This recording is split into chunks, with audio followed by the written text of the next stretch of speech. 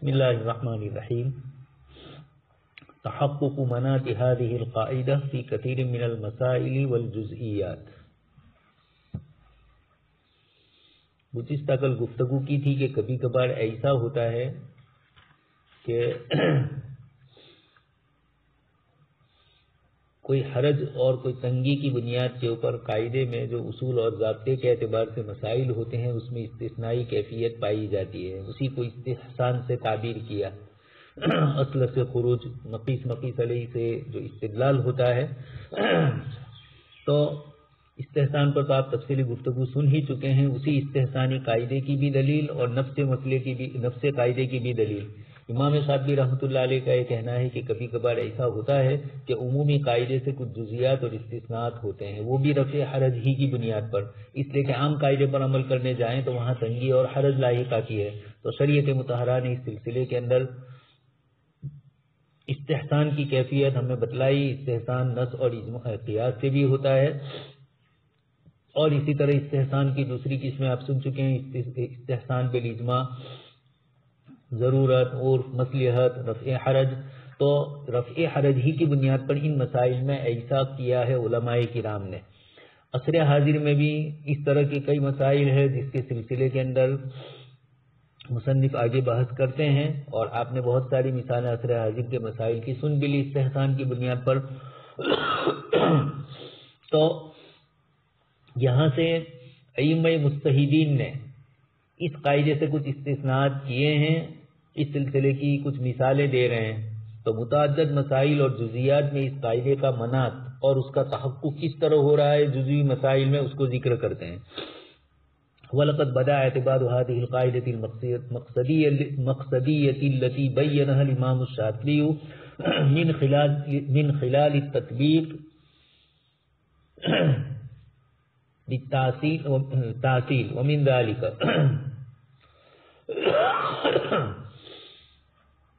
اچھا، امام شاطبی رحمۃ اللہ علیہ نے جو ذکر کیا قاعدہ، اس مقصدی قاعدے کی تطبیق بہت سارے متعدد جزئیات میں واضح طور پر پائی جاتی ہے، اور انہی جزئیات کی بنا پر یہ قاعدہ وجود میں آیا ہے. یہ بھی کہہ سکتے ہیں. چنانچہ اس کی چند مثالیں دی جا رہی ہے. سب سے پہلی مثال، ان الاصل فی نبات الحرم الذي يستنبته الانسان الا يقطع لحديث رسول الله صلى الله عليه وسلم ان مكة حرمها الله ولم يحرمها الناس فلا يحل لاحد يؤمن بالله واليوم الاخر ان يسفك بها دما او يعضد بها شوكة ولا تلتقط لقطته ولا يختلي خلاؤه. فقال العباس الا الاذخر فانه لبيوتهم فقال الا الاذخر. خیر، یہ روایت تو آپ مشہور ہے، سن ہی چکے ہیں کہ حرم مکی میں جو اگنے والی نباتات اور سبزیاں ہیں ان کے متعلق حالت احرام کے اندر اور خود حرم کی حدود کا لحاظ، دونوں چیزوں کا لحاظ ہے. آپ صلی اللہ علیہ وسلم نے روایت میں ذکر فرمایا حرم شریف کے خود رو جو پودے ہوتے ہیں اور وہاں جو گھاس ہوتی ہے اس کے متعلق کہ اس کو کاٹا اور اکھاڑا نہیں جا سکتا. آپ صلی اللہ علیہ وسلم نے ارشاد فرمایا کہ مکہ کو اللہ پاک نے حرم قرار دیا ہے، انسانوں نے نہیں، لہذا اللہ اور آخرت پر ایمان والے شخص کے لیے جائز نہیں ہے کہ وہاں کسی کا خون بہے. کانٹے دار درخت وہاں کے اکھاڑے نہیں جا سکتے، لقطہ نہیں لیا جا سکتا، وہاں کا گھاس چارہ کاٹا نہیں جا سکتا. یہ سب روایتیں آپ صلی اللہ علیہ وسلم نے یہ سب احکام آپ نے فرمائے.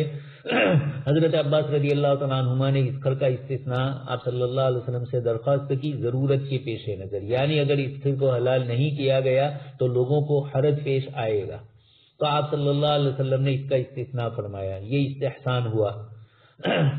یہ آپ صلی اللہ علیہ وسلم نے اس روایت میں فرمایا. مالکیہ نے اور بھی دوسرے کچھ نباتات کو اس حکم کے استثناء میں شریک کیا. ان کا کہنا ہے کہ مکہ کے یہ جو خود بخود اگنے والے پودے ہیں ان کو کاٹنا حرام ہے. اس حکم سے اذخر، مسواک اور لاٹھی کا وہ استثناء کر رہے ہیں. والمالکیۃ یستثنون من هذا الاصل بعض النباتات الاخرى غیر الاذخر وهذا ما عبروا عنه بقولهم وحرم قطع ما ينبت من الارض بنفسه الا الاذخر والسواك والعصا. مسواک کی ضرورت کے لیے، لکڑی کی ضرورت کے لیے، اور اسی طریقے سے گھر کے کام کاج کے لیے آپ صلی اللہ علیہ وسلم نے اسخر گھاس کی اجازت دی. برتن صاف کرنے وغیرہ کے لیے آپ سن چکے ہیں روایتیں بخاری وغیرہ میں. حضرت علی رضی اللہ تعالیٰ عنہ نے 2 اونٹنیاں تیار کر رکھی تھی اور ایک بنو قینقاع کی یہودی سے اسخر گھاس کے سلسلے میں سودا ہوا تھا. تو یہ اسخر تھوڑی کھردوڑی ہوتی ہے، گھاس کے ذریعے بھی ہمارے زمانے ابھی آج کل برتنوں کو مانجنے کے لیے دوسری چیزیں آئی، پہلے زمانے میں مٹی ڈال دی جاتی تھی اور یہ اس طرح کی گھاس وغیرہ لے لی جاتی تھی، اس سے گھس لیا جاتا تھا اور اس کی بنیاد کے اوپر برتن صاف ہوتے تھے.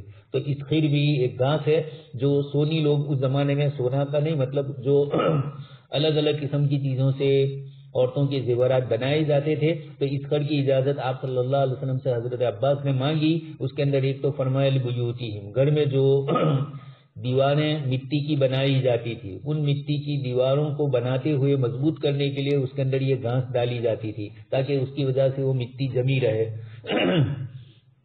خیر، آپ صلی اللہ علیہ وسلم نے 2 ضرورتوں کی بنیاد پر، ایک تو گھروں کے اندر تعمیرات کے سلسلے میں ضرورت ہوتی تھی اور دوسرا اس زمانے میں جو عورتوں کے زیورات وغیرہ جس ذات کے ہوتے تھے اس کی صفائی کے لیے بھی اس کی ضرورت پڑتی تھی. تو آپ صلی اللہ علیہ وسلم نے استثناء فرمایا. مالکیہ نے اسی استثناء کی بنیاد پر فرمایا کہ آپ صلی اللہ علیہ وسلم نے اسخر گھاس کو ضرورت کے پیش نظر یعنی حرج کو دور کرنے کے لیے آپ صلی اللہ علیہ وسلم نے اس کی اجازت دی. حضرت عباس نے حرج ہی کی طرف اشارہ فرمایا کہ اللہ کے رسول ہمیں حرج ہے، اگر اس کو بھی حرام قرار دیا گیا تو ہم تو حدود حرم میں ہی رہتے ہیں مکہ والے، ہماری ضرورت کے پیش نظر اسخر کی اجازت نہیں دی تو ہم حرج میں مبتلا ہوں گے. آپ صلی اللہ علیہ وسلم نے اجازت دی.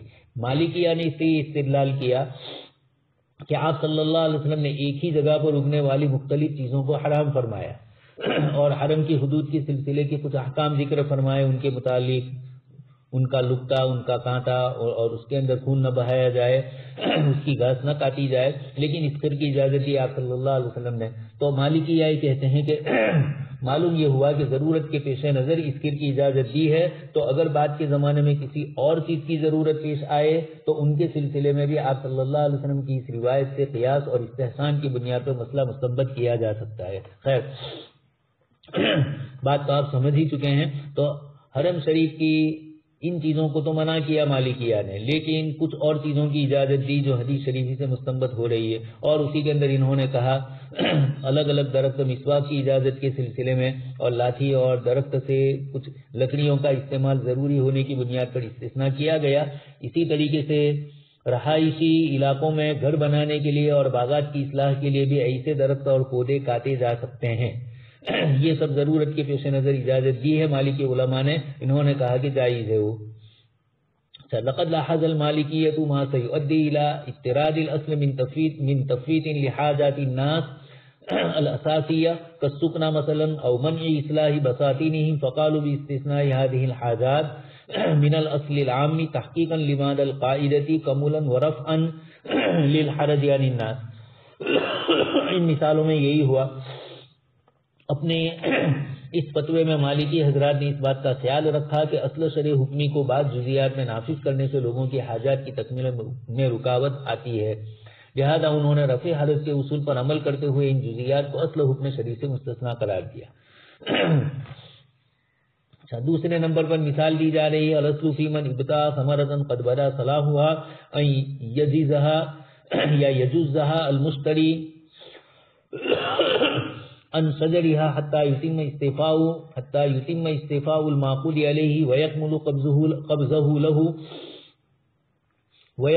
قبضه له وللبائع يلزمه بذلك ويجبره حتى يخلي بينه وبين شجرة. اسی طریقے سے درختوں پر لگے ہوئے پھلوں کے سلسلے میں اصل شرعی حکمی تو یہی ہے کہ عقد کے فوراً بعد مشتری پھل کو تول لے تاکہ معقود علیہ پر اس کا قبضہ مکمل ہو جائے، اور بائع کو بھی مشتری سے اس کا مطالبہ کا حق ہونا چاہیے تھا کہ وہ اپنے پھل اس درخت سے ہٹا لے اور تول لے. لیکن چونکہ اس سلسلے کے اندر کچھ پریشانی آتی ہے، بسا اوقات پھل فائدہ تو دیتا ہے، کارآمد تو ہوتا ہے، غیر انہ فی بعض الظروف قد یبدو صلاح الثمر ولا یکتمل نضجہ، پکنا بھی اس کا مکمل نہیں ہوتا ہے. آپ دیکھتے ہیں بہت سی چیزوں کو ہمارے یہاں کچا استعمال کیا جاتا ہے، پھر پکا بھی استعمال کیا جاتا ہے. تو جیسے آم ہے، کچے آم سے اچار بنائے جاتے ہیں، کچومر بنائے جاتے ہیں، اس طرح کی چیزیں تمام پھلوں میں اس طریقے سے ہے، کچا پکا ہر ایک طریقے سے استعمال ہوتا ہے۔ تو کبھی کبھار یہ ہوتا ہے کہ درخت کا پھل کارآمد تو ہوتا ہے لیکن پکنے میں بھی وقت باقی ہوتا ہے، اس لیے ایسی صورت میں بائے کو اس بات پر مجبور کیا جائے گا کہ وہ پھلوں کو اپنے درختوں پر توڑنے کے مناسب وقت تک لگے رہنے دے۔ یہ قبل بدو صلاح، بعد بدو صلاح، بشرط ترک، بشرط عدم القطع، اس طرح کی جتنی بھی مثالیں آپ ترمذی وغیرہ مباحث میں سن چکے ہیں، مشکات وغیرہ میں یہ مسائل آتے ہیں۔ تو علماء کرام کے جزوی اختلاف ان مسائل میں ہے جو آپ سن چکے ہیں ترمذی شریف میں، لیکن یہاں گفتگو اس کی نہیں ہے، یہاں گفتگو اتنی ہے کہ اصولی طور پر تو مشتری نے جب درخت خرید لیا، بائے کے پاس سے پھل کو خرید لیا، تو اب مشتری کو یہ پھل توڑ لینا چاہیے، لیکن پھر بھی اس کو اجازت دی جاتی ہے اور بائے کو بھی کہا جاتا ہے کہ چند دنوں تک رکھو، اس لیے کہ یہ پھل پکے گا تو اس کے حق میں فائدہ مند ہوگا۔ تو کچھ کام کے لیے تو ہے وہ کچومر وغیرہ کے لیے آم، لیکن وہ آم استعمال کے لیے ابھی نہیں ہے، آم کھانے کے اعتبار سے، اس لیے کہ ابھی وہ کچا ہے اور اس کو جو مزہ لینا ہے وہ پکنے کے بعد والا جو مزہ الگ ہوتا ہے وہ۔ تو یہاں بائے کو مجبور کیا جائے گا، یہ حضرات اس مثال کو بھی ذکر کرتے ہیں، شیخ ابن عبدالسلام رحمۃ اللہ علیہ کے حوالے سے پوری مثال ذکر کی ہے، قواعد الاحکام کے حساب سے 2 جلدوں میں ہے، کتب خانے میں ہے، یہ بھی مقاصد شریعت میں بہت اہم کتاب سمجھی جاتی ہے۔ تو اس میں انہوں نے لکھا ہے کہ پھل کے کارآمد ہونے کے بعد بیچنے کی صورت میں توڑنے کے مناسب وقت تک اس کو لگے رہنے دینا، نیز اس کی پانی وغیرہ سے سینچائی کرنا بھی ضروری واجب ہے۔ مشتری اگر اس میں پانی کی بات کر رہا ہے پھلوں میں تو اس کی بھی اس کو گنجائش دی جا سکتی ہے۔ یہ شیخ ابن عبدالسلام رحمۃ اللہ علیہ نے جو فرمایا اذا باع ثمرة قد بدا صلاحها فإنه يجب إبقاؤها إلى أوان جزازها والتمكين من سقيها، اور اس کی دلیل جو ذکر فرمائی وَيُعَلِّلُ ذَلِكَ لِأَنَّ الْحَاجَةَ مَاسَّةٌ إِلَيْهِ وَحَامِلَةٌ عَلَيْهِ فَكَانَ مِنَ الْمُسْتَثْنِيَاتِ مِنَ الْقَوَائِدِ تَحْصِيلًا لِمَثَالِ هَذَا الْعَقْدِ۔ شیخ ابن عبدالسلام رحمۃ اللہ علیہ نے یہی مشتری کے فائدے کے لیے وہ حرج میں مبتلا نہ ہو، اس لیے کہ کچے پکے اگر تول لیے ہیں تو پھر اس کے پکنے کے لیے دوسرا اس کو اہتمام کرنا پڑتا ہے، اور دوسری بات یہ ہے کہ گھر میں اس کو پکانے کے یا دوسری جگہوں پر جو اس کے پکانے کے یعنی درخت سے اتار کر اس کو پکانے کے جو طریقے ہیں اس میں بگڑنے کے اندیشے ہوتے ہیں، اور اللہ پاک نے ایک فطری نظام رکھا ہے۔ اس درخت کے اوپر جب پھل ہوتا ہے تو اس کے پکنے کی شکل اور ہوتی ہے، اس میں بگاڑ کی کیفیتیں کم ہوتی ہے، یہ اللہ پاک کا فطری نظام ہے۔ رات دن دنیا میں ہم دیکھ رہے ہیں ایگریکلچر میں پھلوں پھول وغیرہ کے اندر بھی۔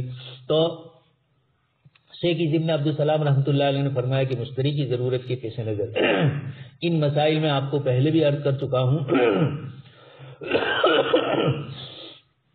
کہ اصل یہاں قاعدے مقصود ہوتے ہیں، مثالیں جو ہوتی ہے حنفی مسلک میں الگ ہوتی ہے، شافعی مسلک میں الگ ہوتی ہے، تو اگر احناف کا اس مسئلے کے اندر کچھ چیزوں میں اختلاف بھی ہو تو اس کو نہیں دیکھا جائے گا، اصل گفتگو جو کی جاتی ہے وہ نفس اصول کے اوپر ذکر کی جاتی ہے۔ ہمارے یہاں اس مسئلے میں یہ جزیہ اگر نہ پایا جائے تو اور دوسرے مسائل میں یہ جزیہ پایا جاتا ہے، اور شریعت کی طرف سے استحسان تو احناف کے یہاں بہت زیادہ ہے، ہمارے یہاں بھی علماء اور فقہا نے ان چیزوں کو ذکر فرمایا ہے۔ درخت کے اوپر پھل کو رکھنے کے متعلق کچھ اس قسم کی چیزیں ہو تو گنجائشیں دی گئی ہے مشتری کے لیے، ہمارے یہاں دوسری جگہوں پر دی گئی ہے، اور یہاں مالکیہ شوافی کے یہاں اس طرح کی مثالیں موجود ہے۔ اچھا، اس قاعدے کی تطبیق کی ایک اور مثال بھی امام شاطبی رحمۃ اللہ علیہ ذکر کر رہے ہیں، یہ بھی بہت اچھی ہے۔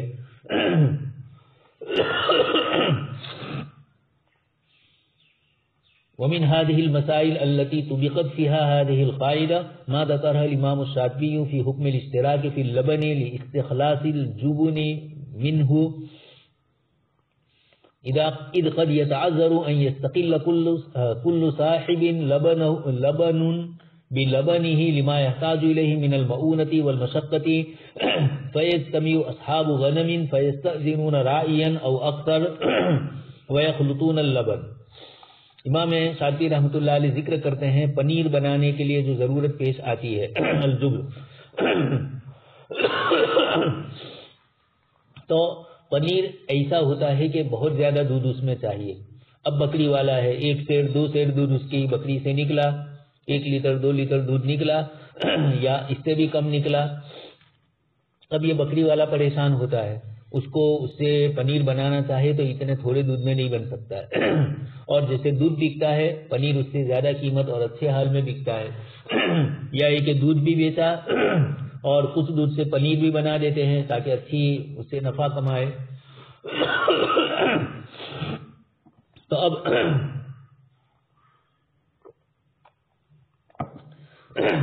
پنیر بنانے کے لیے چند آدمی شریک ہو جاتے ہیں. بکری والے 2-4 بکری والے ہیں، کسی کے یہاں غریبوں کے یہاں 1-1 2-2 بکریاں ہوتی ہے. اب جو دودھ نکلا اس سے پنیر بنانا مشکل ہوتا ہے، پنیر کے لیے دودھ کی تھوڑی زیادہ مقدار چاہیے تو اپنے دودھ میں شرکت کر لیتے ہیں. اب یہ دیکھیے کہ ہر ایک کے دودھ کا فرق ہوتا ہے. کسی کے دودھ سے پنیر 1 ہی لیٹر ہے، 1 سے کم بنے گا، 1 سے زیادہ بنے گا، 1 سے دونوں کے بیچ میں ہوگا.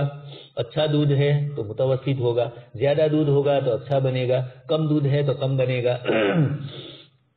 اب الگ الگ آدمی اپنی الگ الگ بکریوں کا دودھ جمع کرتے ہیں اور اس کے اندر ہر ایک کے دودھ سے نکلنے والے پنیر میں ضروری نہیں ہے کہ ہر ایک کے 1-1 لیٹر میں ایک یکساں ہی نکلے، بلکہ کسی میں کم نکلتا ہے، کسی میں زیادہ نکلتا ہے. اس سلسلے کے اندر غریب بکری والوں کو یہ پریشانی ہے کہ اکیلا پنیر نہیں بنا سکتا، تو 2-4 نے مل کر بنانے کی کوشش کی. اب اس کے اندر کمی زیادتی کا اندیشہ ہے اور شریعت میں اس قسم کی چیزوں میں کمی زیادتی کے اندیشے کے پیش نظر جائز نہیں ہے. تو اس بے میں بھی عدم جواز ہونا چاہیے. لیکن فقہائے کرام نے گنجائشیں دی غریب اور محتاج آدمیوں کو پنیر بنانے کے سلسلے میں، چاہے کھانے کے لیے استعمال کرے چاہے بیچنے کے لیے. تو امام شاطبی رحمۃ اللہ علیہ تحریر فرماتے کہ اصولاً یہ صورت ناجائز ہونی چاہیے تھی، اس لیے کہ الگ الگ دودھوں سے پنیر کی الگ الگ مقدار نکلتی ہے. لیکن تمام حضرات ایک تناسب کے ساتھ دودھ ملائیں گے تب بھی نکلنے والے پنیر کا یہ تناسب ضروری نہیں ہے، اس لیے کہ دودھ کی کوالٹی اور اس کی کیفیت کے اعتبار سے فرق پڑے گا، اس کے فیٹ کے حساب سے پنیر میں فرق پڑے گا. اچھا، اسی طرح ایک اور مثال دیتے ہیں کہ جیسے تازہ کھجور اور باسی کھجور، حدیث شریف میں اس کی بے کا جیسے معاملہ ہے، آپ صلی اللہ علیہ وسلم نے جب یہ فرمایا صحابی رضی اللہ تعالیٰ عنہ لے کر آئے تو آپ نے فرمایا کہ کیا خیبر کی ساری کھجور اس طرح ہی ہے؟ فرمایا کہ نہیں. ایک تو ردی اور عمدہ والی بات آئی اور دوسری آئی تازہ کھجور اور باسی کھجور. باسی کھجور میں پانی کا مادہ کم ہوتا ہے اور تازہ کے اندر زیادہ ہوتا ہے، تو جو کھاریک ہوگی اس کی زیادہ مقدار استعمال ہوگی اور کھجور کی کم مقدار استعمال ہوگی. وزن کر کے لیتے ہیں تو یہاں پر بھی یہ سوال آتا ہے. لیکن اس کے باوجود حدیث شریف میں آپ صلی اللہ علیہ وسلم نے یہاں تو رب الفضل فرمایا، لیکن امام شاطبی رحمۃ اللہ علیہ گنجائش دے رہے ہیں پنیر کے سلسلے میں اسی رفع حرج کی بنیاد پر غربا کے لیے. امام شاطبی رحمۃ اللہ علیہ نے جیسے ذکر کیا اس مسئلے کا اصولی حکم تو یہی ہے، لیکن اگر اس اصولی حکم کی بنا پر کوئی فرق کیا بغیر اگر اس کو سب جگہ نافذ کیا جائے تو یقیناً بعض جزوی مسائل کے اندر حرج اور مشقت لازم آتی ہے. اس اصولی حکم کو بیان کرنے کے بعد امام شاطبی رحمۃ اللہ علیہ نے فرمایا کہ اس مسئلے میں رخصت چاہنے والے کے لیے گنجائش ہے کہ اس طور پر دودھ ملانے کے بہت سے لوگوں کی ضرورت پیش آتی ہے، خاص طور پر ان لوگوں کو جن کے پاس دودھ بہت کم مقدار میں ہو. جیسے میں نے ابھی کہا 1 بکری ہے، 2 بکری ہے یا 1 ہی بکری ہے اور دودھ کم دیتی ہے، تو اتنی کم مقدار میں دودھ ہوتا ہے کہ جس کو سیرے دوسرے دودھ کے ساتھ ملائے بغیر پنیر نکالا ہی نہیں جا سکتا. پنیر کے لیے جتنی مقدار دودھ کی ضرورت ہے انفرادی طور پر ایک آدمی کی بکری کا دودھ اتنا نہیں ہے. یا نکالا تو جا سکتا ہے لیکن اس کو محنت اس کے اوپر زیادہ ہو اور تجارت میں نفع نہ ہو سکے. بڑی عجیب مثالیں ان فقہائے متقدمین نے ہمارے سامنے ذکر کر دی، اس لیے کہ اسلامی دور میں اس وقت کاروبار، تجارت، دودھ کا معاملہ، یہ ساری چیزیں مسلمان رات دن کرتے تھے تو مسائل پیش آتے تھے، حضرات اہل علم کے پاس جاتے تھے تو وہ ان کے لیے سہولیات اور استثناءات نکالتے تھے. جہاں انہوں نے دیکھا غریبوں کے لیے حرج ہے تو ان مسائل کے اندر ان علماء نے اس طریقے کی آسانی دی. وہذا كله تطبيق لمدلول القاعدة المقصدية ان الاصل اذا ادى القول بحمله على عمومه الى حرج فهو غير جاد على استقامة واضطراد. اصل حکم شرعی کا عموم اپنی جگہ پر رہتا ہے، لیکن کچھ شکلوں کے اندر حرج پیدا ہوتا ہے تو اصل حکمی عمومی طور پر اصل تو باقی ہی رہی. یہ چند جزیات کا استثناء کرنے سے اصل اپنی اصل سے ختم نہیں ہوتی. اسی لیے آپ نے اشباہ وغیرہ میں کل مثال دے چکا ہوں، شرح القواعد الفقہیہ میں قاعدہ ذکر کرنے کے بعد اس سے استثناءات کی مثال دی جاتی ہے. اسی کو حناب استحسان بھی کہتے ہیں. استثناء تو اصل قاعدے سے مستثنیٰ ہوا اس لیے، لیکن اصل قاعدہ قیاسی ہے اور اس سے اس کو عدول کرنا پڑا حرج کو دور کرنے کے لیے. تو معلوم یہ ہوا کہ رفع حرج شریعت مطہرہ نے عام اصول اور قواعد میں اس کا لحاظ کیا، اس لیے فقہائے کرام نے بھی اصل کلی سے ان کا استثناء کیا.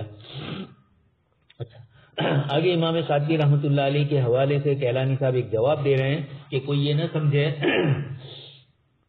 کہ شریعت مطہرہ نے ایک عام اصل ذکر کی اور اس سے فقہائے کرام نے بہت سارے مسائل کو متفرع کیا، خاص کر کے قواعد فقہیہ کے اندر، اور پھر اس کا استثناء کیا تو استثناء نے اصل و عموم کے اندر حرج پیدا کیا.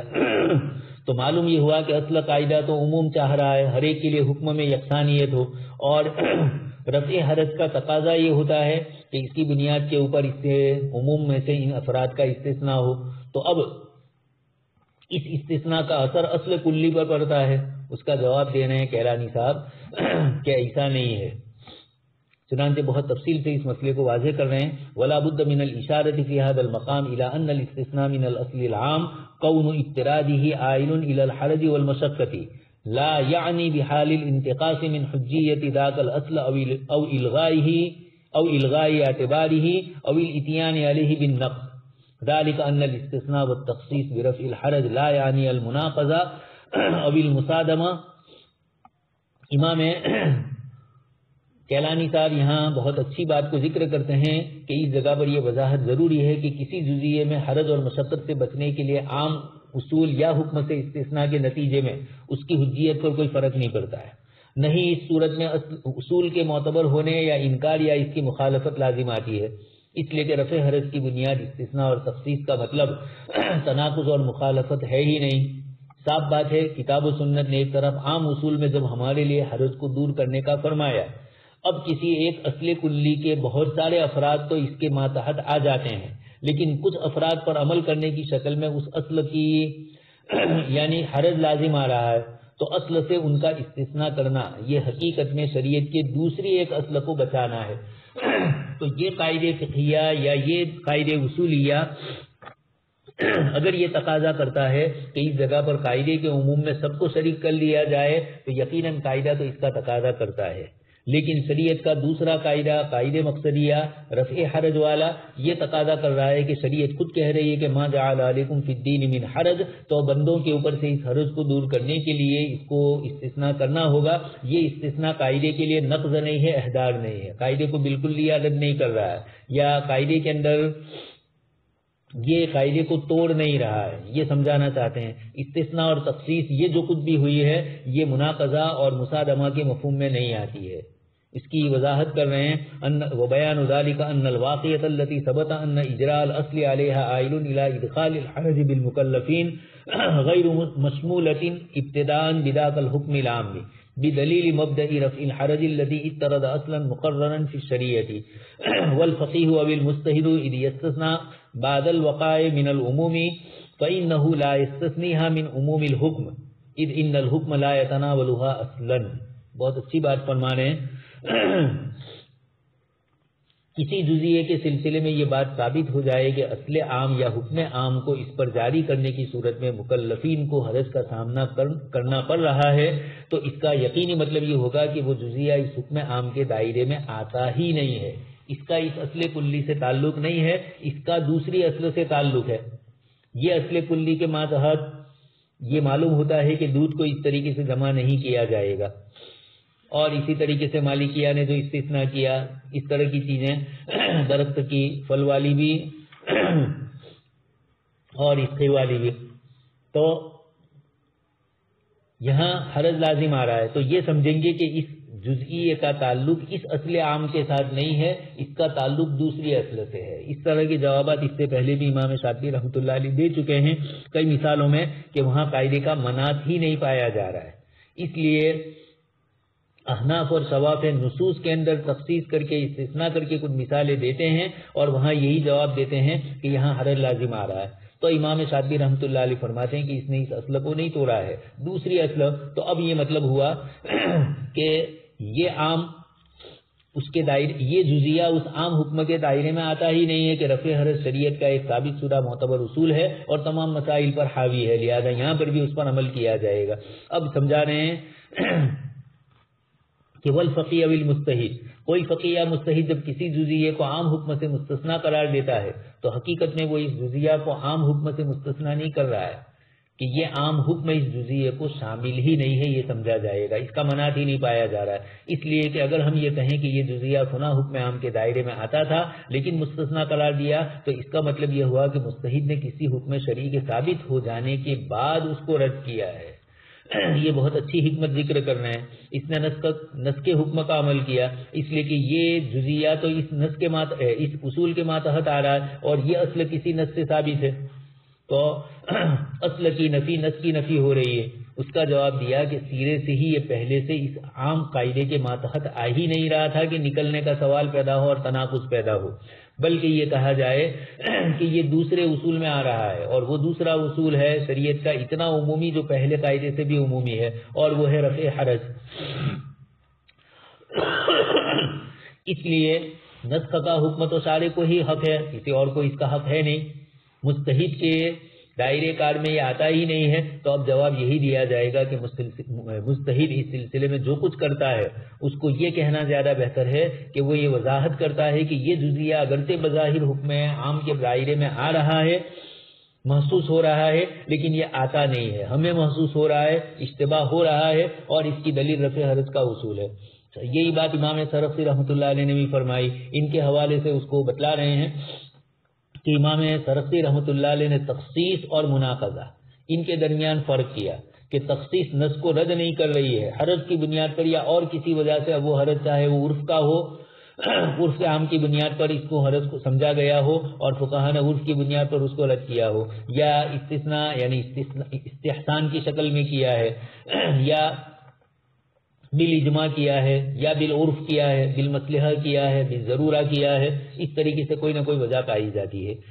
تو تخصیص کے اندر تو اصل حکم سے استثناء کی جو کیفیت ہوتی ہے وہ کسی دلیل کی وجہ سے ہوتی ہے، اور مناقضہ تب پایا جاتا ہے جبکہ بیک وقت ان دونوں چیزوں کے درمیان ایسا تعارض ہو کہ اس پر عمل کرنا ممکن نہ ہو۔ تو قائلے نے اپنے بہت سارے دیگر جزیات پر عمل کیا، اس لیے نقض تو تب ہوتا ہے جبکہ قاعدہ ذکر کر کے وہ اکثری اعتبار کو رد کرے، اس لیے کہ قاعدے کی تعریف میں فقہا کے یہاں مناطقہ کا مسئلہ الگ ہے، وہ عقلی علوم اور عقلی دلائل سے استدلال کرتے ہیں، اس لیے قاعدۃ کلیۃ ینطبق علی جمیع جزئیاتها سے وہ بحث کرتے ہیں، اور ہم یہ کہتے ہیں مسائل شرعیہ میں کہ اکثریہ پر عمل ہو رہا ہے، اکثر کو دیکھ کر قاعدے بنائے جاتے ہیں، ایک دو فرد کا اگر استثناء ہو تو اس سے اصل قاعدے کو رد نہیں کیا جائے گا، اور یہ جو ایک دو کا رد ہوا یہ سمجھا جائے کہ یہ اس قاعدے کے ماتحت تھے ہی نہیں، ہمیں محسوس ہو رہا تھا اس لیے ہم یہ سمجھے، اس لیے یہ مناقضہ نہیں ہے، یہ تخصیص ہے۔ وَيُبَيِّنُ الْإِمَامُ السَّرَخْسِيُّ فِي ذَلِكَ فِي تَمْيِيزِهِ بَيْنَ التَّخْصِيصِ وَالْمُنَاقَضَةِ التَّخْصِيصُ غَيْرُ الْمُنَاقَضَةِ لُغَةً وَشَرْعًا وَفِقْهًا وَإِجْمَاعًا۔ تمام اعتبارات سے یہی معلوم ہوتا ہے کہ تناقض ایک الگ چیز کا نام ہے اور تخصیص ایک الگ چیز کا نام ہے۔ اما اللغة فلأن النقض ابطال قد سبق بفعل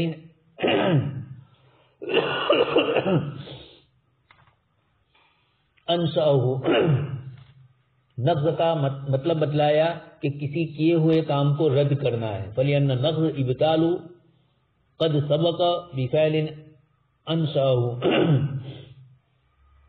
نقض وضو، نقض کی ظاہری شکل، نقض کی معنوی شکل، دونوں کو فقہاء کرام نے ذکر کیا ہے جس کو آپ سن چکے ہیں۔ نقض وضو کی بحث کے اندر، فقہ کی کتابوں کے اندر کنقض البنیان مثال دے کر سمجھاتے ہیں عمارتوں کا توڑنا. اس کے برخلاف تخصیص میں یہ توڑا نہیں جاتا ہے، وہاں وضاحت کی جاتی ہے کہ مخصوص منہ میں داخل نہیں ہے. بہت اچھا جملہ فرمایا. والتخصیص بیان ان المخصوص لم يدخل في الجملہ فكيف يكون نقضا، وہ ہے ہی نہیں شامل تو نکلے گا کیسے، اور نکل کر وہ نقض کیسے پیدا کرے گا، وہ تو شامل ہی نہیں تھا. وعلى ذلك فإن المستحب في حال أعماله لمبدأ الاستحسان لا يكون رافعا لحكم سابق بحكم جديد. استحسان میں بھی یہی ہوتا ہے، قیاس کے ذریعے جو اصول اور قواعد معلوم ہوتے ہیں استحسان ان کو رد نہیں کر رہا ہے. یہ جو استحسان بحکم جدید، نیا جو حکم آیا یہ پہلے والے حکموں کو اٹھا نہیں رہا ہے. مستحب کا اصول استعمال کرتے وقت کسی سابق حکم کو نئے حکم سے ختم نہیں کرتا ہے اس کا استحسان، بلکہ وہ بس اتنی وضاحت کرتا ہے کہ قدیم حکم بعض ان جزیات کو شامل ہے ہی نہیں جو بظاہر الفاظ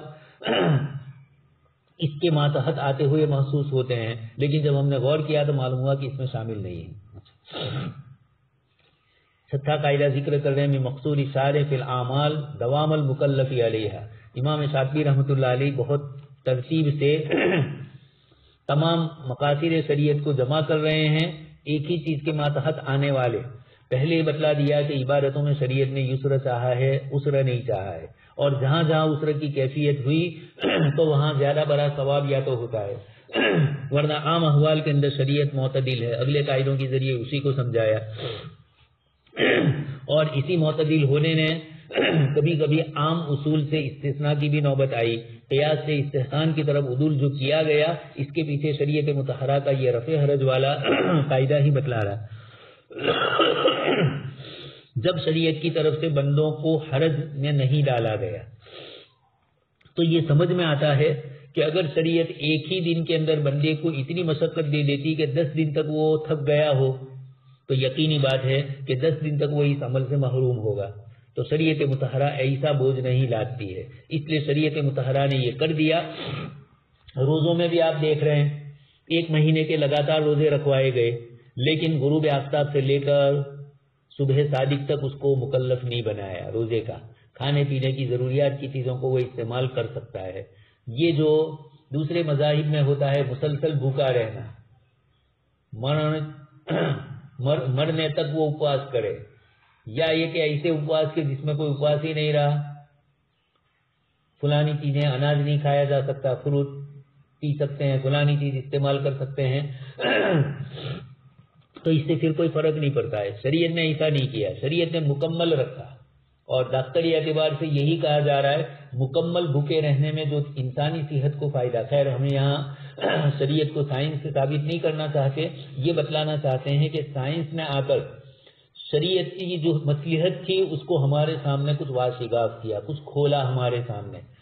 اس پہلو سے بھی سوچا جائے.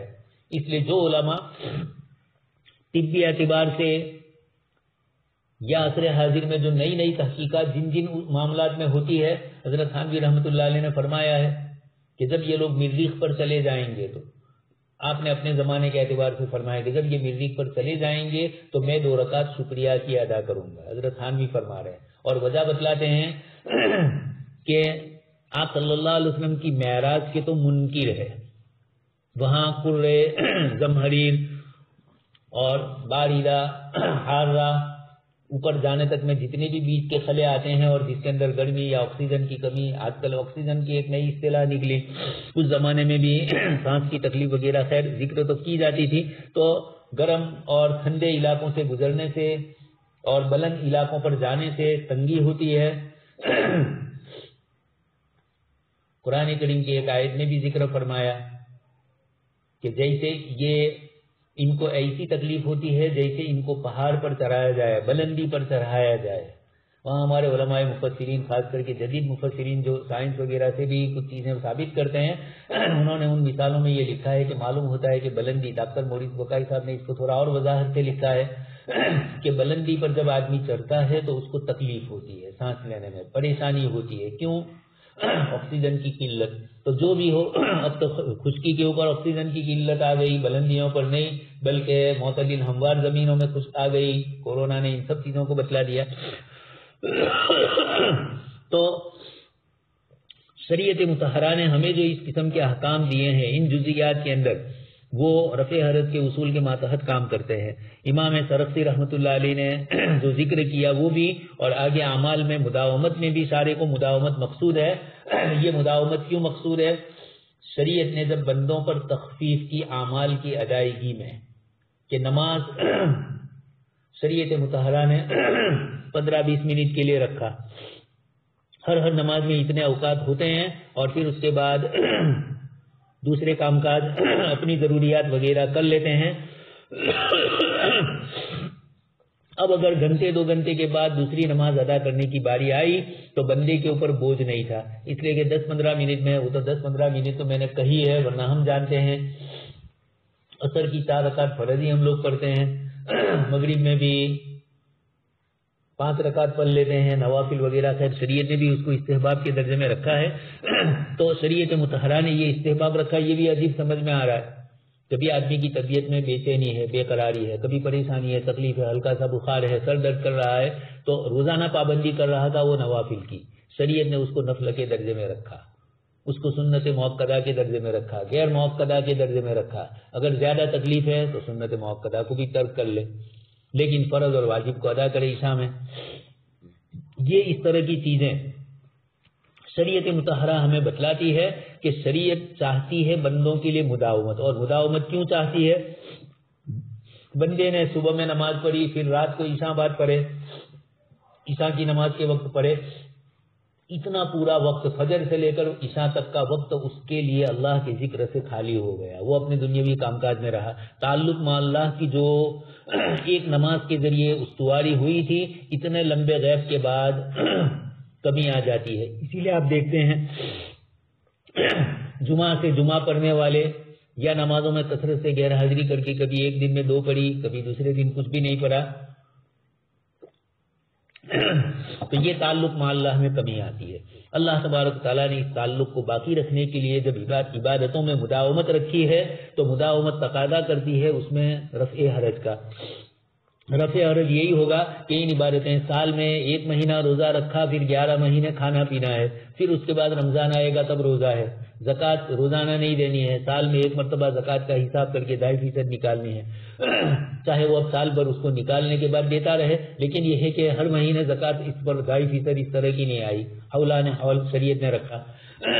تو اس کی بھی حکمت علماء نے ذکر کی کہ موسم بدلتے رہتے ہیں، تجارت کے بھی موسم بدلتے رہتے ہیں، کبھی ایسا ہو کہ 1 مہینہ 2 مہینہ کوئی کاروبار ہی نہیں ہوا، اور باقی کبھی 1 مہینے میں کاروبار ہو جاتا ہے۔ بہت سے تاجروں کو پوچھیے جو تجارت کرتے ہیں، بتلائیں گے کہ سیزن میں کما لیتے ہیں، باقی عام دنوں میں اتنا کمانا نہیں ہوتا۔ یہ اس طریقے سے، یہ تو ابھی کورونا آیا ہے، ورنہ جو رفتار سے زندگی چل رہی تھی حج کے موسم میں، عمرہ کے موسم کے اندر آپ دیکھ رہے ہیں تاجروں کے لیے، اور اب وہی پریشان حال ہے، نہیں جا رہے ہیں حج عمرہ والے تو سیزن کے اوپر شریعت نے زکوٰۃ کی فرضیت رکھی کہ پورے سال کے اندر بندہ کما لیتا ہے کچھ نہ کچھ، کبھی سردی ہوتی ہے کبھی گرمی ہوتی ہے، یعنی کاروبار کی سردی گرمی، کبھی مندی ہوتی ہے کبھی تیزی ہوتی ہے، تو اس میں اس کو سال بھر کا کمانا مل جاتا ہے۔ یہ بھی اللہ تبارک تعالیٰ نے ہم پر احسان فرمایا۔ تو اعمال میں مداومت چاہیے، کیوں چاہیے؟ بندوں کو اپنے سے مربوط رکھنے کے لیے، جس میں بندوں کا فائدہ ہے۔ الا بذکر اللہ تطمئن القلوب، اللہ کے ذکر سے، اللہ کی یاد سے دلوں کو بھی سکون ملے گا۔ عبادت تو عبادت کی جگہ پر ادا ہوگی، لیکن دلوں کی بے چینی بے قراری بھی دور ہوگی۔ تو اعمال میں مداومت بھی اشارے کو مقصود ہے، من مقصود اشارے ان الاعمال دوام مکلف علیہ۔ اس سلسلے میں ذکر کرتے ہیں ترتبط هذه القاعدة بمبدأ رفع الحرج من حيث بيانها لبعض وجوه الحكمة من رفع الحرج في فروع الشريعة وكلياتها۔ رفع حرج سے یہ قاعدہ اس طور پر تعلق رکھتا ہے کہ شریعت کی فروعی اور کلی احکام میں رفع حرج کی حکمت واضح ہے۔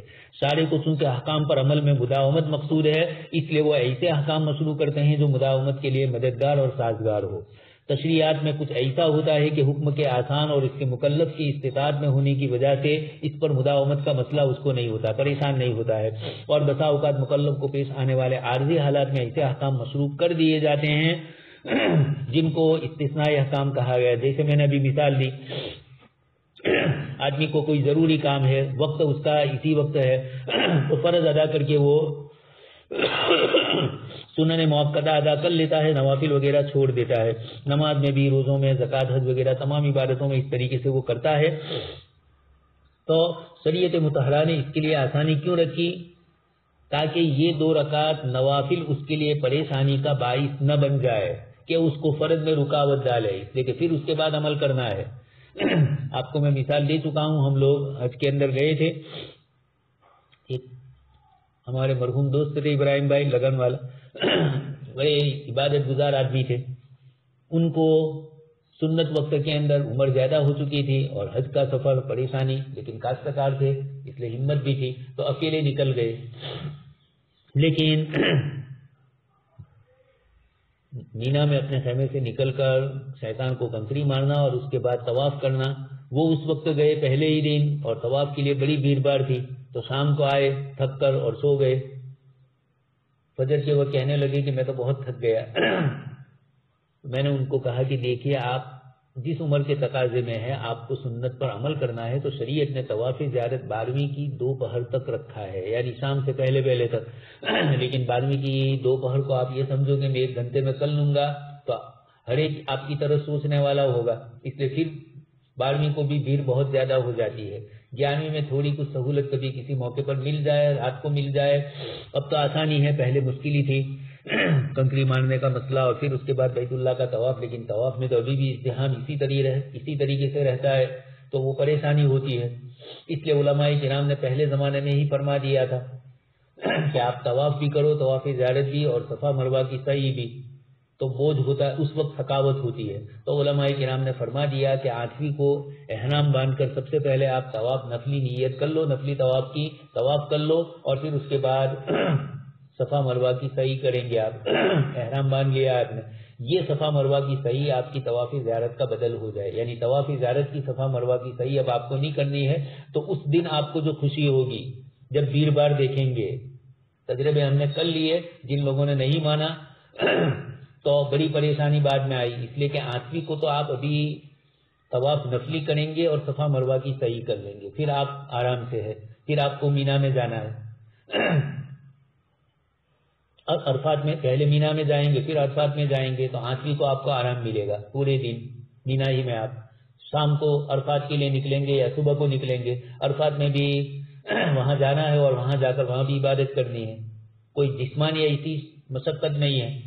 ہاں 9ویں کی رات کو آپ نکلیں گے، اس کے بعد سے مسلسل اب آپ کو مینا سے مزدلفہ نکلنا ہے عرفات سے، اور پھر اس کے بعد مینا آنا ہے، پھر اس کے بعد شیطان کو کنکری مارنا ہے، جانور کو ذبح کرنا ہے، حلق کروانا ہے. یہ سب ایک جگہ نہیں ملتا ہے، الگ الگ جگہ ہیں سب، تو پریشانی ہوتی ہے. تو شریعت مطہرہ نے ہمارے لیے آسانیاں پیدا کی، مداومت رکھی، تو مداومت کے لیے عبادتوں میں بھی آسانی. اس لیے فرمایا گیا کہ نوافل کا اتنا کثرت اہتمام جو فرائض کی ادائیگی کے اندر خلل پذیر ہو، یہ شریعت نہیں چاہتی ہے. شریعت مداومت چاہتی ہے فرائض سنن موقدہ کی. میں یہ نہیں کہنا چاہتا کہ جو حضرات فرصت علی خاں ہوتے ہیں، جن کے لیے آرام اور اطمینان ہوتا ہے، اللہ پاک نے تندرستی بھی عطا فرمائی ہے، وہ نوافل اور مستحبات نہ ادا کرے، ہرگز نہیں. بندہ اللہ سے سب سے زیادہ قرب حاصل کرتا ہے فرائض کے بعد نوافل کے ذریعے. فرائض تو آپ کا فرض تھا جو آپ نے ادا کیا، نفلی صدقہ آپ دیتے ہیں، نفلی نمازیں پڑھتے ہیں، یہ آپ کی اللہ سے محبت پر دلیل ہے. اس لیے کہ اب تقاضا وہ نہیں ہے فرض کا، نفل کے اندر آسانیاں ہے، کرو تو ثواب، نہ کرو تو کوئی گناہ نہیں، تو بندہ اس کو چھوڑنے کی طرف رغبت کرتا ہے. ایسے موقع پر یہ عبادت ادا کر رہا ہے نفلی، اللہ کو راضی کرنے کے لیے، خوشی کے طور پر، تو اس کی نفی یہاں مقصود نہیں ہے. اچھا، قرآنی دلائل ذکر کر رہے ہیں. الا المصلین الذین هم علی صلاتهم دائمون، آیت میں لفظ آیا علی صلاتهم دائمون، نماز پر دوام اور مداومت. یقیمون الصلاۃ، اقامت صلاۃ، اقامت صلاۃ کا مفہوم ہی یہ ہوتا ہے مداومت کرنا. نماز قائم کرنے کا مطلب ہے اس پر مداومت. اور اسی طریقے کی دوسری بھی کئی آیتیں ہیں قرآن کریم میں. آیات سے استدلال اس طور پر ہے ان هذه الصفات من المداومة والمحافظة على الصلاة جاءت في سیاق المدح والثناء علیہم. حدیث شریف میں بھی آپ صلی اللہ علیہ وسلم نے ذکر فرمایا، وہ روایت بھی سن چکے ہیں آپ. خذوا من الاعمال ما تطيقون فإن اللہ تعالی لا يمل حتى تملوا وإن أحب الأعمال إلى الله تعالی ما دوم علیہ۔ آپ صلی اللہ علیہ وسلم فرماتے ہیں، حضرت عائشہ ارشاد فرماتی ہے کہ آپ نے فرمایا کہ وہ اعمال اختیار کرو جن کو تم کر سکتے ہو، جن کی طاقت رکھتے ہو۔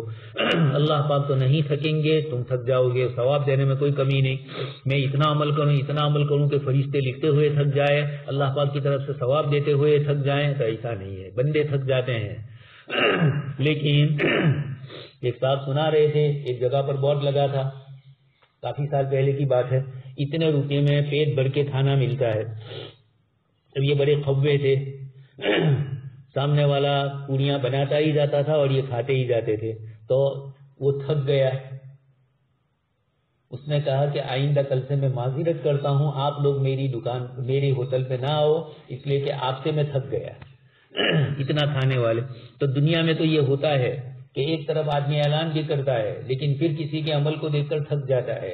اللہ تبارک تعالیٰ کے یہاں ایسا نہیں ہے، تم نوافل کی کثرت کرتے رہو، ایک سبحان اللہ پر جنت میں درخت تو اگ جاتا ہے۔ آپ کہو کہ میں 1 لاکھ پڑھوں گا تو پڑھتے رہو، ایک دن میں 1 لاکھ پڑھو، 1 لاکھ ایک دن کے آپ کے درخت تو اگتے جائیں گے، کوئی کمی وہاں نہیں ہوگی اللہ پاک کے یہاں۔ تو اللہ پاک کو محبوب عمل زیادہ وہ ہے جس پر مداومت کی جائے، بندہ روزانہ اللہ کے دربار میں حاضر ہو، تھوڑی دیر کے لیے بھی ہو لیکن حاضر ہو۔ اس کا یہ مطلب بھی نہیں ہے اس لیے کہ دوسری عبادتیں میں مکمل میں آپ سن ہی چکے ہیں، نوافل کی مداومت اور نوافل کی کثرت فرائض کو مکمل کر دیتی ہے۔ آپ جب نفل نماز پہلے پڑھیں گے، بعد میں پڑھیں گے، بیچ میں فرض ادا کریں گے، تو ایک کیفیت اللہ پاک کے ساتھ تعلق کی جو آپ کو حاصل ہے یہ تسلسل کے ساتھ رہی۔ تو فرض سے پہلے کی سنتیں اور فرض کے بعد کی سنت نوافل نے آپ کو ایک بڑی کیفیت دی، ایک لذت آشنائی اللہ سے تعلق کی دی، وہ انہی مواقع پر حاصل ہوتی ہے۔ خیر، تو اعمال پر مداومت کا مقصود شارع ہونا اس روایت سے بھی معلوم ہوا۔ عقلی دلیل بھی ہے کہ اللہ پاک نے فرض اعمال کے لیے کچھ اسباب اور اوقات طے فرمائے، یہ الگ الگ اوقات اور الگ الگ وقتوں میں ادائیگی۔ شاہ ولی اللہ رحمۃ اللہ علیہ نے حجت اللہ میں ان کو بھی قبض بست کو بھی ذکر کیا اور الگ الگ اوقات میں عبادتوں کو فرض کیا۔ تو ان للہ تعالی نفحات، اللہ پاک کے پاس چند گھڑیاں ہیں، ان گھڑیوں میں جب آدمی موافق ہو جاتا ہے اللہ پاک سے تو ان اوقات میں حضرت مولانا علی میاں صاحب رحمۃ اللہ علیہ نے شاہ ولی اللہ اور امام غزالی کے حوالے سے حج کے سلسلے میں بھی بہت سی چیزیں ذکر کی کہ حج مکہ مکرمہ میں بلایا، بیت اللہ، ایک تو اس کی عظمت، آج بھی لوگ بیٹھے بیٹھے دیکھتے رہتے ہیں، ہم تھک جاتے ہیں بیٹھے بیٹھے لیکن اکتاہٹ نہیں ہوتی ہے، یعنی بیت اللہ کو دیکھنے سے آدمی جی بھر کر دیکھنا چاہتا ہے، جتنی بھی دیر بیٹھ کر دیکھے۔ بہت سارے اللہ کے بندوں کو ہم نے دیکھا سامنے سیڑھیوں پر سامنے بیٹھے رہتے ہیں اور بیت اللہ کی طرف ہی ان کی نگاہیں ہوتی ہے، یا اندر کے صحن میں کرسی پر بیٹھ کر بیت اللہ کو ہی دیکھتے رہتے ہیں۔ یقیناً یہ بھی ایک بہت بڑی ثواب۔ تو خیر، مجھے جو بتلانا ہے، حضرت مولانا نے شاہ ولی اللہ رحمۃ اللہ علیہ کے حوالے سے ذکر فرمایا کہ ان جگہوں پر جہاں اللہ پاک کے لیے اللہ کے نیک اور صالح بندوں نے بڑی قربانیاں دی ہو، صفا مروہ، بیت اللہ، حضرت ابراہیم، حضرت اسماعیل، حضرت حاجرہ، ان حضرات کی وہ قربانیاں، اس کا استحضار کروایا۔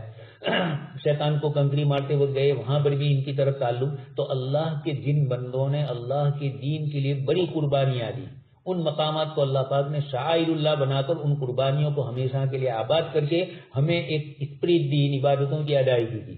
جب ان مواقع پر ہم جائیں، حضرت حمزہ کے مزار پر جائیں گے تو اللہ کے دین کے لیے قربانی دینے کا جذبہ جانی مالی قربانیوں کا ہوگا۔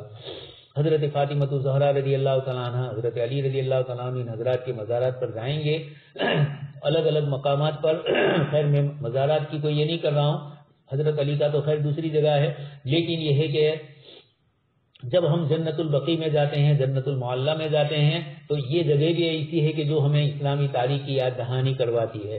بیت اللہ میں بیٹھے بیٹھے بھی وہ تاریخ یاد آتی ہے، تو دل کے اندر جذبات انگرائیاں لے رہی ہے کہ حضرت ابراہیم علیہ الصلوۃ والسلام نے ان صلاتی و نسکی و محیای و مماتی للہ رب العالمین انی وجہت وجہی للہ، یہ آیتیں بھی مستحضر ہوتی ہے اور ان حضرات کی عبادتوں کی طرف دل لگتا ہے۔ تو عقلی اعتبار سے بھی ان اوقات کے ساتھ اللہ تبارک تعالیٰ نے کچھ خصوصیات رکھی ہے، الگ الگ اوقات میں عبادتوں کی ادائیگی، یہ مداومت ہی کے اوپر دلیل کے لیے ہے۔ سبحان اللہ و بحمدہ، سبحانک اللہم و بحمدک، نشہد ان لا الہ الا انت، نستغفرک و نتوب الیک۔